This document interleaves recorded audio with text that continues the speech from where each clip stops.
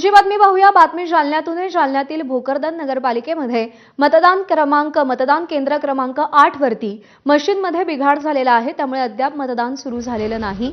15 मिनिटांपासून दुरुस्तीचं काम सुरू आहे, पण अजूनही मतदान सुरू झालेलं नाही, त्यामुळे मतदार संतप्त झाल्याचं चित्र पाहायला मिळतंय। जालन्याच्या भोकरदन मधला हा प्रकार आहे। मतदान केंद्रामध्ये यंत्रात बिघाड झालेला आहे। अजून 15 मिनिटं होऊन गेलेली आहेत, पण अजूनही मतदान सुरू झालेलं नाही। केंद्राबाहेर मतदारांच्या रांगा लागल्याचं चित्र आपण पाहतोय। थंडीमध्ये हे सगळे वृद्ध या ठिकाणी रांगा लावून उभे आहेत।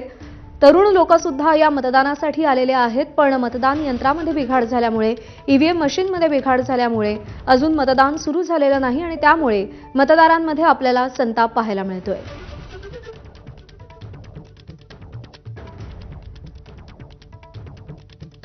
गेल्या 15 मिनिटांपासून दुरुस्तीचं काम सुरू आहे, पण अजूनही मतदान सुरू झालेलं नाही, बिघाड दूर झालेला नाही आणि त्यामुळे मतदार संतप्त झाल्याचं चित्र आहे।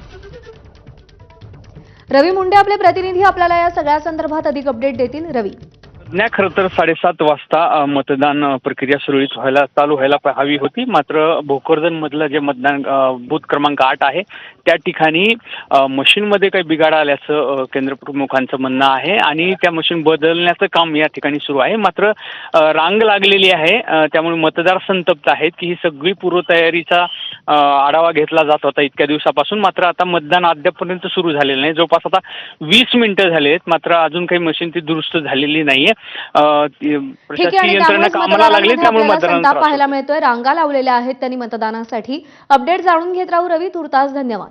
पुढची बातमी पाहूया। मतदानाच्या आदल्या